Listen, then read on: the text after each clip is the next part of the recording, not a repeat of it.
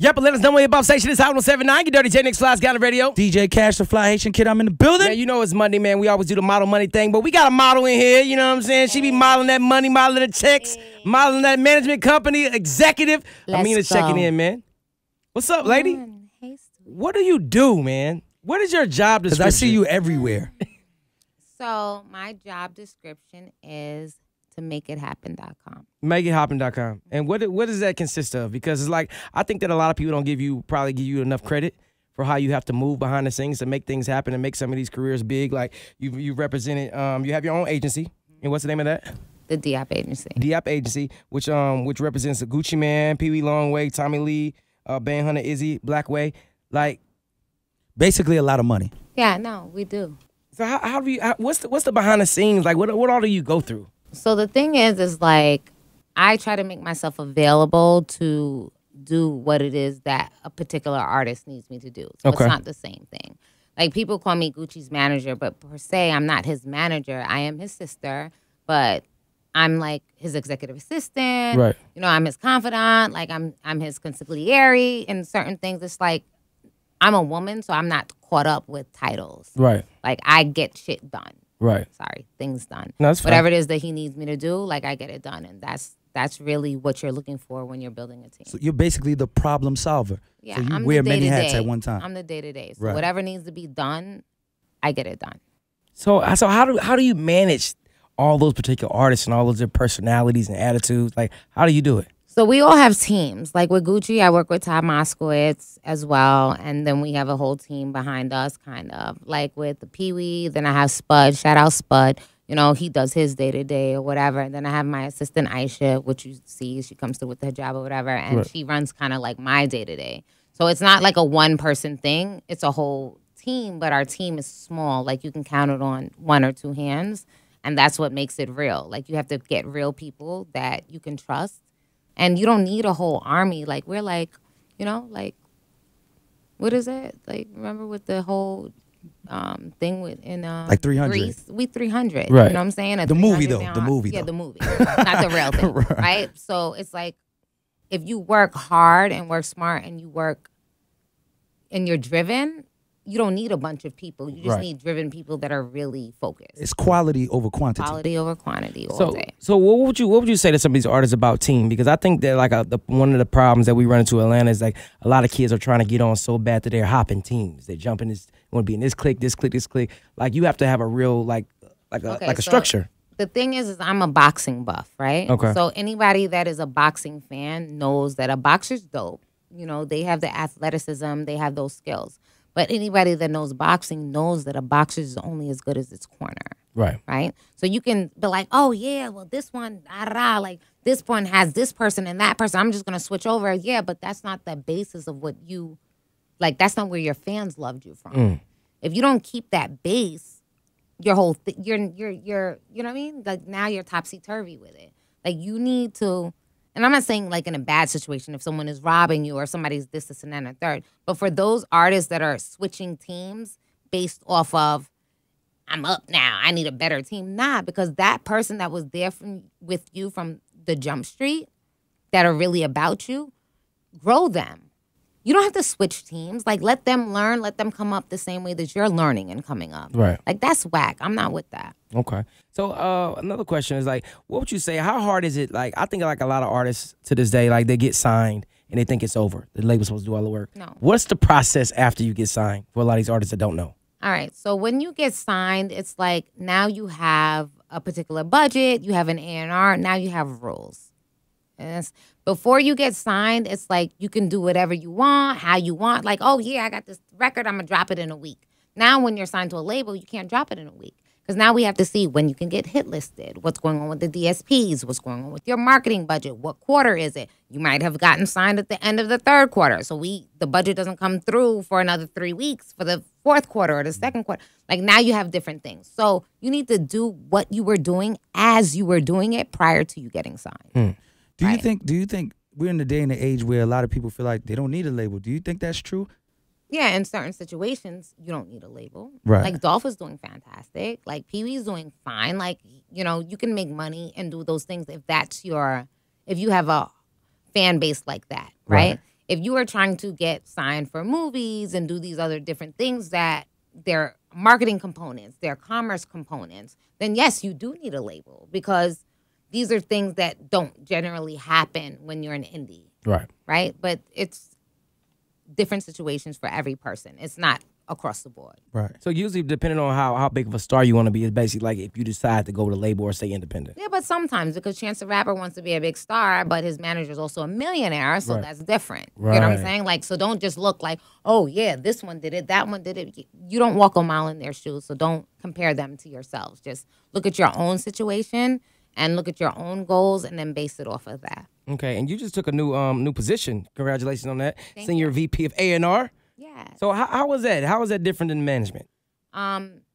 It has taught me a new regard and a new respect for what people do that are on the executive field.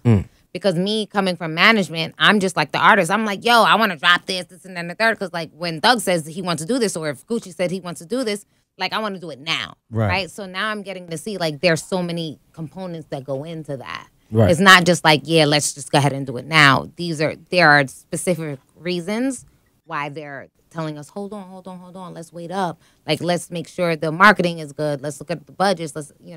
So it just gave me a new respect for how things work, and I'm blessed and I'm happy for that. Okay, so who have you signed since your new position over there at Universal? Have you got anything we need to be looking out for? Yeah, I signed a label. I gave my homeboy Mal, not because he's my homeboy. Damn, I don't even know how this thing goes. Right. Take that out.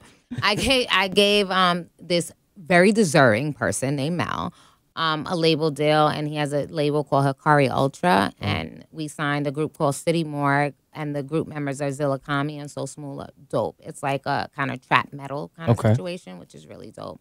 I have Blackway signed there, and he is hip-hop, totally hip-hop, but also like Afro beats. And then a new artist called CK from Arkansas, which is also dope, who is part of the Hikari Ultra label. So it's kind of crazy now because you seem like I see like a lot of artists just popping up in different cities that you would never think music came out of. Like you signed a kid from Arkansas. What's the game now? Is it the internet? What is it now? For me, it was like good music. Like when I saw CK, when they brought it to me, like I sign people different. Like I don't sign them based off of numbers or what what the records look like. I mean, like what your record looks like. I sign it based on how my gut feels, and like the shine or like the aura behind you. Like I can see a star. You know what I'm saying? Like the light around you shows me that you're a star. Right. And that's why I sign people. So it's not about numbers. Okay. What's it like though? Like, what does a new artist have to look forward to when they sign? Because like Jay said, a lot of people think I'm signed and that's it. But what do they look forward to once they sign? Like, because I think a lot of people have a misconception like, I'm on. When you sign to a record label, sometimes it's like a lot of hurry up and wait. There's a lot of things that you felt like you already had in the bag, right? But then when I ask you, like, yeah, send me your new bio, you're like, I ain't, you can't go to Wikipedia, like, and find my bio. No, sir, you need a real bio. Like, you know what I'm saying? Like, send me your last headshot. Send me your images. And it's like, oh, yeah, my boy, we were supposed to take a picture the other day. And that, like, you're not even really set up for, like, what a major label artist looks like. Right. So at the same time, it's like, you feel like nobody's doing anything, but it's like a lot of hurry up and wait because you weren't really ready. Right. But because of the way things are set up now, it's like you can go to New York, go take a picture in front of the Atlantic sign, take a picture, put it on your Instagram, and now all the labels are like swarming you like, oh, Atlantic is meeting with them because we have our own, you know what I'm saying? Right. We have our own bidding wars and things like that. So now the artists, I feel like, are getting smarter and being like, yo, I can make a bidding war, even though I ain't got no records, even though I'm trash. Because a lot of y'all out there, no shade, are trash, right? So, like, they're doing that and making the labels kind of twiddle their, and it's not even real music. So so you say you basically like a lot of people that you sound off gut feeling. I think that a lot of artists, especially coming out of Atlanta, they feel like they get one song and then they're good. Yeah, you're good until your song runs out. I want you to say it. You know what I'm saying? And then what, though? You know what I'm saying? Like, I'm not signing anything that I feel like is like it's not really good music. Like it's great if you have a dope song. I'll sign you. Wendy doesn't like song deals, so sorry, Wendy. But I may not sign you to a song deal, but I'll be interested. Like you'll pique my interest, but I'm not actually gonna sign a deal with you if it's not like a real thing. If you're not a real thing, you know what I mean. You can have one good record, but that doesn't make you a good artist. Yeah. You know what I'm saying? It means you're a nigga that has a good record. Right. So how is it being just a black woman in this industry, like growing up? What's been some of the ups and downs that you've been through? I feel like I really haven't. I've had always like a shield. You know what I'm saying? Like because like Gucci's my brother, and you know I've always had Thug and Pee Wee and these things like gangsters around. People don't really play with me like that. You know what I'm saying? And I have like Whack, and you know what I'm saying. I have K Slay and these things and 50 and all of that. K Slay don't play. Rhymes and all these people. Like I grew up in Yayo, shout out. Like so like, and I have Coach and P and you know what I'm saying. Like so no one really plays with me like that. So honestly, I didn't feel like what most women probably would feel because everybody's like, oh, what my sister like you playing? Like nah, we ain't doing that. So I can't really feel that per se, but I have had like situations where people are like, oh yeah, let's have a meeting. Like what time? Like 9 o'clock. Just come to my hotel room. You know what I'm saying? Like, nah, we don't do that. Right. You know what I'm saying? Like we can meet at a restaurant or we can meet in my office. I have an office space in Smyrna. Like come to that. Like, you know what I mean? So really, I feel like sometimes it's about how you carry yourself. Like I've never been a person where it's like, I'm going to trade this thing for this thing. Right. I'm not trading you know, my morals and all these different things to get on. Right. Like if you don't see that I'm for real, like I'm busting my neck to do these things, then you know you don't even deserve my time. What would you tell some young black executive women out there, some young black girls that dream to be an executive, be just being in the industry, period, and being a boss in the industry? What would you tell some of these little girls? Work harder, work smarter. Like understand, like whatever a man has to do, we have to do that plus 10. Whatever a white woman has to do, we have to do that plus 10. Whatever an executive or an intern or whatever, we have to do that plus 10. And don't feel like that is a hurdle.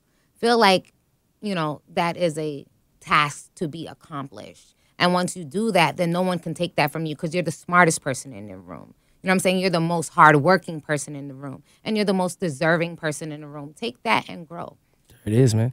Well, those are words from Miss Amina. Would you like to tell me your Instagram, or do you? I'm Amina the Diop, THE Diop, and on Twitter I'm Amina Diop. I'm that all day, every day. Call at me. There it is, man. Amina, ladies and gentlemen, thank you for coming out, dropping them jewels, dropping that knowledge.